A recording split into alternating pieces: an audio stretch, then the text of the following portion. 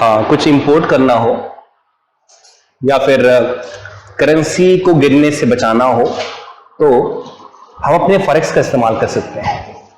Currency को गिरने से हम कैसे बचा सकते हैं?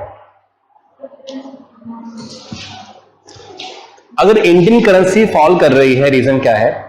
उसके डिमांड मार्केट में कम है तो उसकी वैल्यू गिर रही है। तो उसकी गिरती वैल्यू को रिजर्व बैंक ऑफ इंडिया कैसे बचा सकता है? हमारे फॉरेक्स में फॉरेन करेंसी होती है, डॉलर है, तो reserve bank of India temporary dollar को सेल करता है और डॉलर के बदले किसकी डिमांड करता है? इंडियन करेंसी की। तो टेम्परेरी आर्टिफिशियली वो रुपी की डिमांड को बढ़ा देता है, तो उससे जो रुपी है उसकी वैल्यू पर आ जाती है। तो इस तरह से अब हम 5-6 क्वेश्चन मोस्ट इंपॉर्टेंट डिस्कस करेंगे। मेरा मानना है कि फॉरेक्स से जब भी पेपर में कुछ क्वेश्चन आए हैं या ये आए हैं या बिल्कुल इनकी ही तरह कुछ क्वेश्चन आए हैं जो आप इन 5-6 क्वेश्चन का आंसर देने के बाद लगा सकते हो। ऐसे फर्स्ट क्वेश्चन हमारे पास ये है कि where are the foreign exchange reserves held in India? जो फॉरेन एक्सचेंज रिजर्व है किसके पास पड़ा होता है? फाइनेंस मिनिस्ट्री के पास या सेंट्रल ट्रेजरी या फिर रिजर्व बैंक ऑफ इंडिया या all the nationalized banks? Reserve bank of India के पास ही होता है। रिजर्व बैंक ऑफ इंडिया इसका कस्टोडियन है, विच मीन इसको वो अपने पास रखता है और वही इसके पास ऑथराइज्ड अथॉरिटी है जो इसको डील कर सकती है कैसे क्या करना फॉरेक्स का, ये वही डिसाइड करता है। तो इसमें राइट आंसर क्या हुआ? रिजर्व बैंक ऑफ इंडिया, बिल्कुल सही। आप इस क्वेश्चन को लिख लो साथ में। मैं चाहता हूं कि ये ना हो कि आप जब रिवाइज करने जाएं एग्जाम से पहले और आपको याद ही ना हो। इस तरह के सवाल काफी पॉइंट है कि where are the foreign exchange reserve held in India? तो finance ministry, central treasury, reserve bank of India और all the nationalized banks. Nationalized bank कौन से होते हैं? सरकारी bank, like State Bank of India, Punjab National Bank, इस तरह से नेशनलाइज्ड सरकारी बैंक।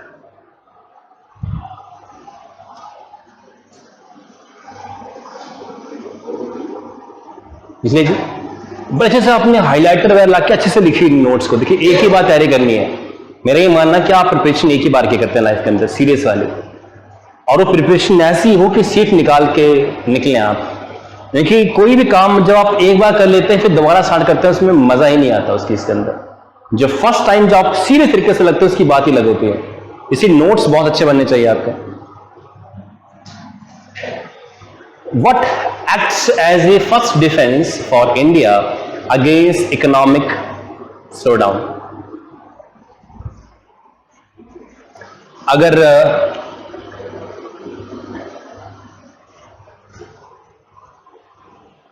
ये था ना, तो फर्स्ट डिफेंस मतलब कि कैसे हम अपना बचाव करेंगे। डिफेंस मींस बचाव। तो इंडिया के पास पहला बचाव क्या होता है जब उसकी इकोनॉमिक स्लोडाउन हो रही होती है? Foreign exchange reserve, securities, gold, domestic currency. आप कहेंगे जब चैप्टर वही डिस्कस कर रहे हैं तो वही कुछ होगा। डिफाइन करो कि इकोनॉमिक स्लोडाउन का मतलब क्या होता है। हाँ, मतलब इकोनॉमिक स्लोडाउन का मतलब है कि जो जीडीपी ग्रोथ है वो कम हो चुकी है, राइट? जीडीपी ग्रोथ कम हो चुकी है, that is called economic slowdown. अब हम क्या करें इसके लिए? हमारे पास क्या पॉसिबिलिटी, हम क्या कर सकते हैं? Foreign exchange reserve, securities, gold और डोमेस्टिक करेंसी। बताइए, जीडीपी ग्रोथ नीचे जा रही है तो जो फॉरेन एक्सचेंज रिजर्व है उससे हम क्या कर सकते हैं? उससे डोमेस्टिक करेंसी बाय करेंगे।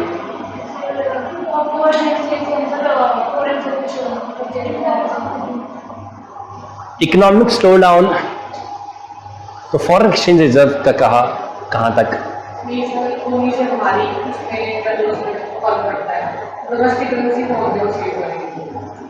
कैसे, क्या बोला आपने? रिपीट करिए। जैसे तो जैसे जीडीपी जो हमारा इंटरनल वो है, हम लगाते हैं गुड्स पे लगाते हैं, फिर जैसे उस पे क्या बोलते हैं, जैसे हर चीज पे जीडीपी लगता है, कोई भी मटेरियल होगा जीडीपी टैक्स लगता है। जीडीपी की वैल्यू है, net value of goods and services. नहीं, स्लो डाउन का मतलब आप समझ गए। पहली बात तो जीडीपी ग्रोथ का या तो कम हो जाना या ग्रोथ हो ही नहीं रही है। रीजन क्या है कि जो प्रोडक्शन थी गुड्स एंड सर्विसेज की वो फॉल कर गई है। मींस जो प्रोडक्शन है, production of goods and service have fallen. जो प्रोडक्शन है गुड्स एंड सर्विस की वो फॉल कर गई है। हमें करना क्या है? हमें और गुड्स एंड सर्विस को प्रोड्यूस करवाना है ताकि हम वापस उसी सिचुएशन पे आ सकें। तो इसमें हमें क्या करना चाहिए फिर? फॉरेन एक्सचेंज रिजर्व का हमें इस्तेमाल करना है कि सिक्योरिटीज का हमें इस्तेमाल करना है या गोल्ड का हमें इस्तेमाल करना है? क्या करना है? बट फिर भी एक्सपोर्ट कैसे करेंगे ज्यादा?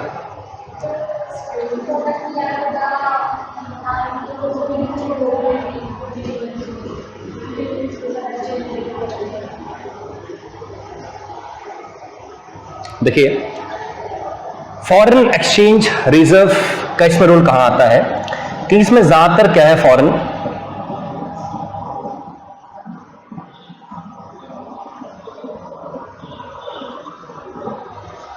इसमें क्या है, फॉरेन करेंसी है, राइट? तो ज्यादातर इसमें फॉरेन करेंसी है। हम फॉरेन करेंसी को सेल करते हैं तो उससे क्या आती है हमारे पास? इंडियन करेंसी आएगी अगर हम सेल करेंगे इसको। तो अब इंडियन करेंसी हमारे पास ऑलरेडी, हम क्यों देंगे इसको? तो ऐसा नहीं कि हमारे पास इंडियन रुपी नहीं बचा हुआ है कि हम उसको लेना चाहते हैं, बहुत हमारे पास पड़ा हुआ है, बैंकों में काफी पैसा है। मगर अगर हम फॉरेन करेंसी को सेल करते हैं और बदले में रुपी की डिमांड करते हैं तो हमारा जो रुपी है उसकी वैल्यू ऊपर आती है। इकोनॉमिक स्लो डाउन होने के रीजन ये भी होते हैं कि हमारी करेंसी में फ्लक्चुएशन है। माने अगर हमारी करेंसी आज जैसे $1 इक्वल टू कितना है? 78 रुपी। अगर $1 हो जाए, सपोज कर लीजिए 100 रुपी, इसका मतलब क्या है कि फ्लक्चुएशन काफी ज्यादा है, हमारी करेंसी नीचे गिर रही है। तो जो फॉरेन इन्वेस्टर्स होते हैं फिर उनका इंटरेस्ट कम हो जाता है इसके अंदर, जो फॉरेन इन्वेस्टर्स है, क्योंकि फॉरेन जो इन्वेस्टर है जो बाहर से इंडिया में इन्वेस्ट करने के लिए आया हुआ है, उसने अंत में पेमेंट लेनी किसमें है? डॉलर में लेनी है। बात है कि नहीं है? अगर आज 78 रुपी का $1 है तो कल जो है 100 रुपी का $1 है, विच मीन्स, अब आप समझे यहां से कि एक विदेशी निवेशक ने, एक फॉरेन इन्वेस्टर ने इंडिया में जो पैसे कमाए हैं वो जब उसने बाद में अपने देश पे जाते इसमें एक्सचेंज करने हैं तो पहले 78 रुपी का $1 मिल रहा था, अब 100 देने पे $1 मिल रहा है, विच मीन्स उसने लॉस किया कि नहीं किया इसमें? तो जब भी हमारे देश की करेंसी गिरती है तो जो फॉरेन इन्वेस्टर्स होते हैं यहां से पलायन करना स्टार्ट कर जाते हैं। एक बात आप बिल्कुल याद रखिए कि हमारी देश की करेंसी गिरने के रिपरकशंस क्या है? तो सबसे बड़ा रिपरकशन क्या है कि फॉरेन इन्वेस्टर्स यहां से बोरा बिस्तर निकाल के निकल जाते हैं। अगर फॉरेन इन्वेस्टर चला गया तो जो उसने पैसा यहां लगा के रखा था वो ले गया पैसा सारा यहां से, कंपनी बंद हो सकती है, प्रोडक्शन खत्म हो सकती है, एक्सेट्रा। अगर हमारी करेंसी गिर जाए और मान लो एक कंपनी, नाम उसका है सपोज ओप्पो, जो फोन बनाती है, अगर ओप्पो कंपनी यहां से चली जाएगी तो यहां जो मैन्युफैक्चरिंग हो रही थी फोन की वो बंद हो जाएगी ओप्पो फोन की। बात है कि नहीं है? और जीडीपी गिरना या स्लो होना मीन्स व्हाट? प्रोडक्शन कम हो चुकी है।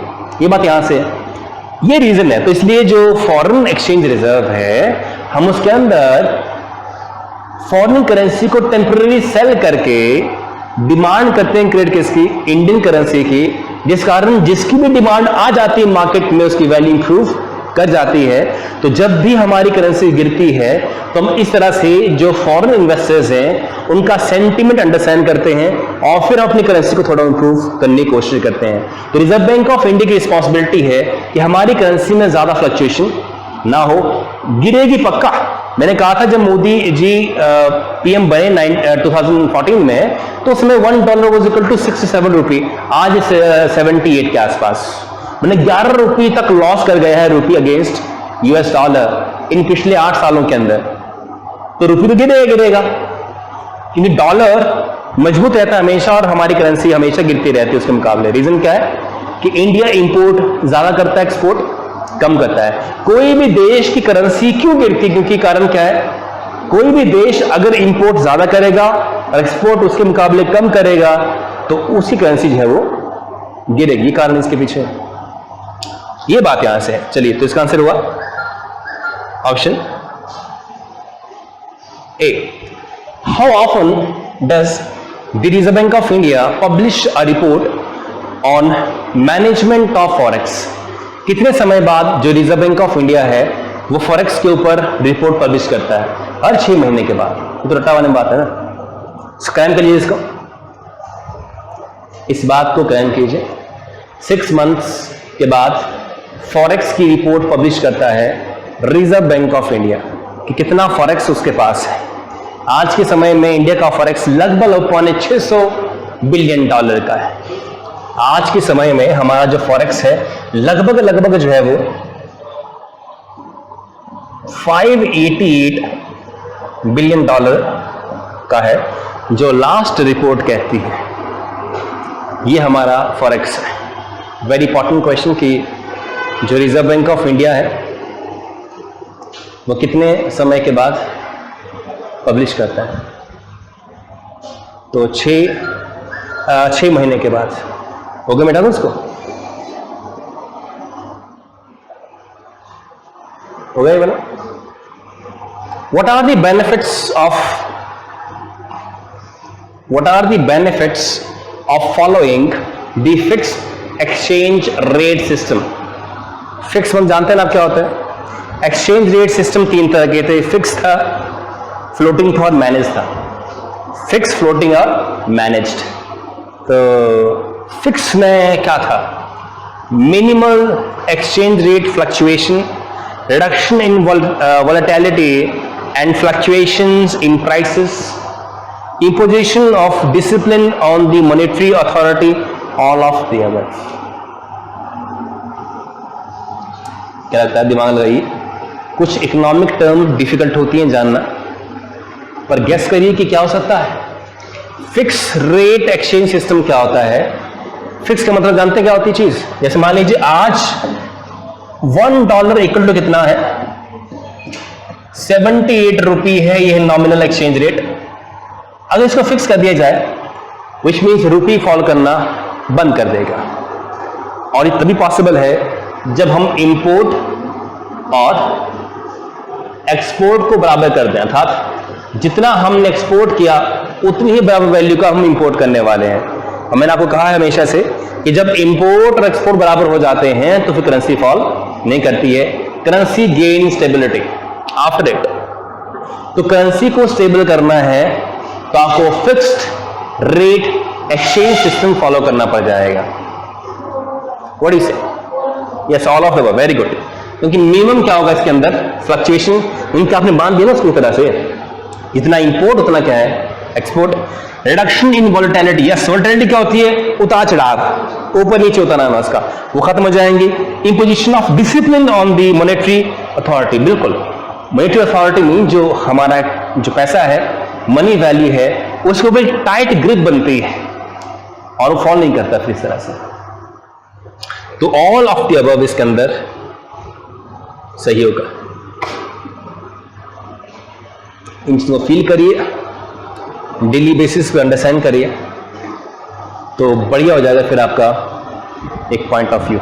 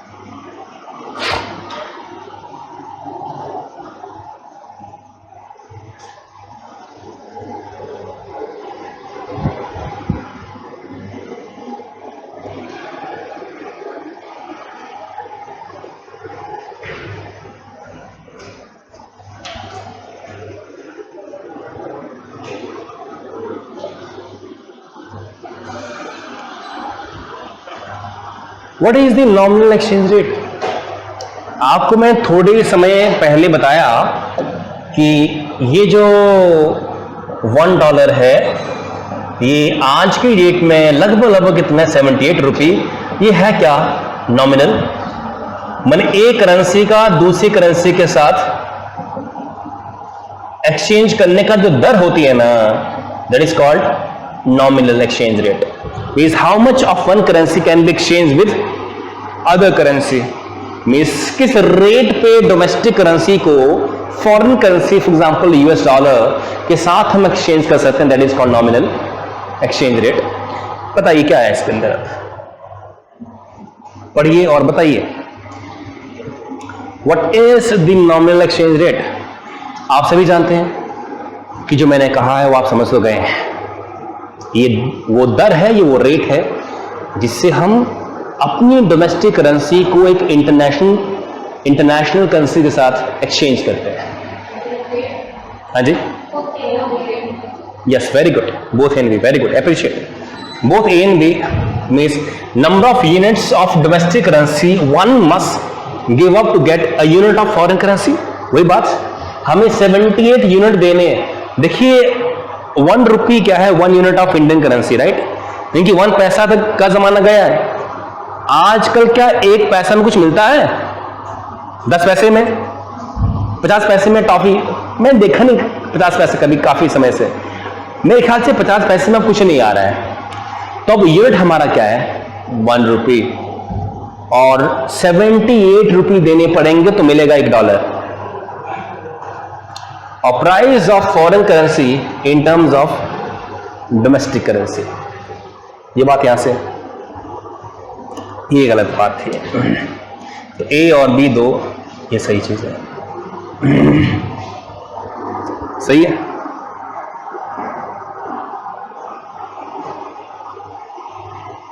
करिए नोट आपने।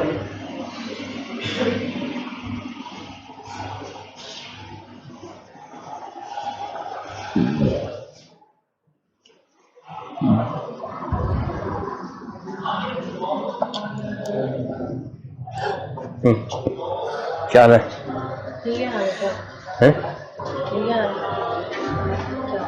फोन आ रहा है, सर।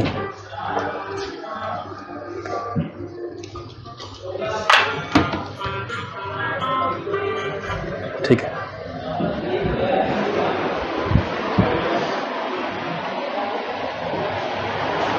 करो उसको।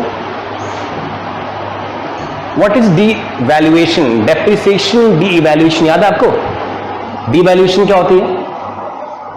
जब रिजर्व बैंक ऑफ इंडिया खुद अपनी इच्छा से अपनी करेंसी को फॉल करवाता है, is called D valuation. Depreciation है करेंसी का गिरना because of demand and supply वाला जो खेल है उससे, और उसमें सरकार का कोई भी रोल नहीं है। जब कोई सरकार या उसका सेंट्रल बैंक चाह के अपनी करेंसी को गिराता है, दैट इज कॉल्ड डिवैल्यूएशन। चीन ने ऐसा कई बार किया है। इनकी करेंसी के गिरने से इंपोर्ट एक्सपोर्ट सस्ता हो जाता है, एक्सपोर्ट सस्ता हो जाता है, जिस कारण फिर दुनिया में हमारी डिमांड, प्रोडक्ट की डिमांड बढ़ जाती है।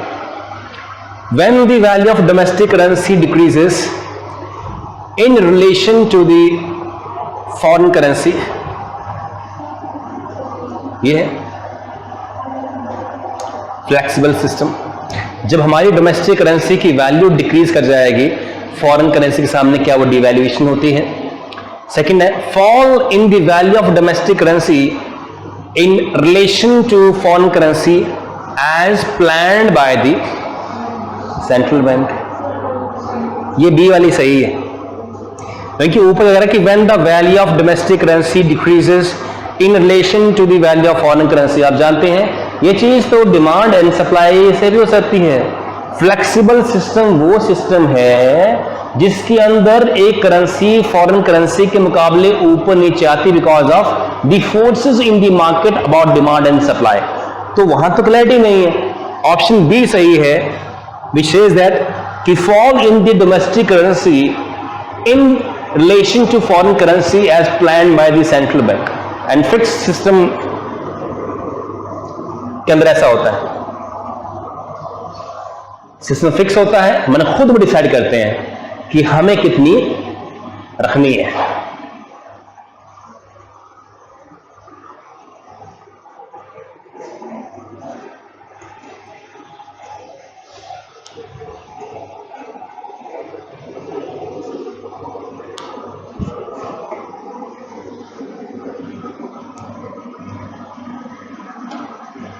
दादा जी,